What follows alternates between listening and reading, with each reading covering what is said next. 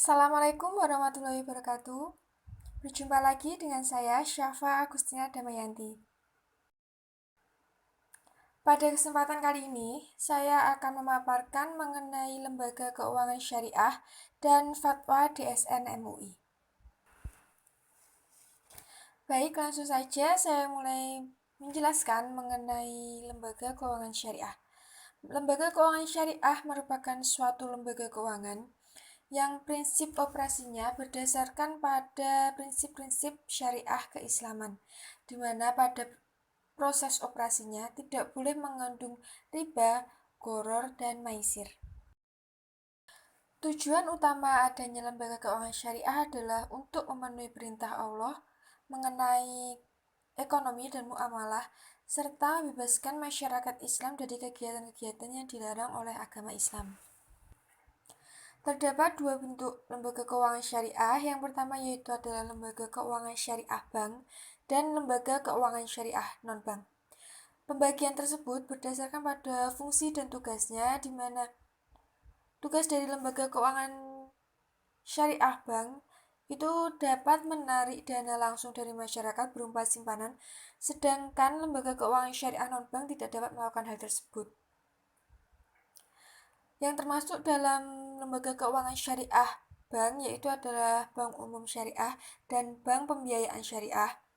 Sedangkan yang termasuk dalam lembaga keuangan syariah non-bank yaitu adalah koperasi, pegadaian, asuransi, pasar modal, dana pensiun, lembaga zakat, dan lembaga wakaf. Ciri-ciri lembaga keuangan syariah dapat dilihat dari hal-hal berikut ini. Yang pertama yaitu adalah dalam menerima titipan atau investasi, lembaga keuangan syariah harus berdasarkan pada fatwa Dewan Pengawas Syariah. Yang kedua, hubungan antara investor, pengguna dana, dan lembaga keuangan syariah harus berdasarkan pada kemitraan, bukan hubungan antara kreditor dan debitor. Yang ketiga, bisnis lembaga keuangan syariah tidak boleh berdasarkan pada kemakmuran di dunia, melainkan juga kebahagiaan di akhirat. Yang keempat, konsep yang digunakan dalam transaksi lembaga keuangan syariah harus berdasarkan pada prinsip kemitraan bagi hasil, jual beli dan sewa menyewa guna transaksi komersial, dan pinjam-meminjam guna transaksi sosial. Yang terakhir, lembaga keuangan syariah hanya menerima investasi yang halal dan tidak menimbulkan kemudorotan serta tidak merugikan syiar Islam. Baik, selanjutnya saya akan menjelaskan mengenai Fatwa Dewan Syariah Nasional Majelis Ulama Indonesia nomor 5 tahun 2000 mengenai jual beli salam. Tentang alat pembayaran, di mana alat bayar harus diketahui jumlah dan bentuknya, baik berupa barang, uang, dan manfaat.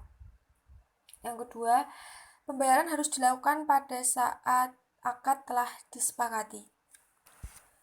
Selanjutnya adalah mengenai ketentuan barang. Yang pertama adalah harus dijelaskan ciri-ciri dan spesifikasi barangnya. Kemudian penyerahan dilakukan di kemudian. Waktu dan tempat penyerahan harus sesuai dengan kontrak yang telah disepakati. Pembeli tidak boleh menjual barang sebelum diterima. Tidak boleh menukar barang kecuali dengan barang sejenis sesuai dengan kesepakatan. Yang terakhir mengenai pembatalan kontrak. Pada dasarnya pembatalan kontrak salam itu dapat dilakukan selama tidak merugikan kedua belah pihak. Nah, sekian pemaparan mengenai lembaga keuangan syariah dan akad salam dalam DSN MUI. Semoga dapat menambah wawasan kalian semua. Sekian dari saya. Wassalamualaikum warahmatullahi wabarakatuh.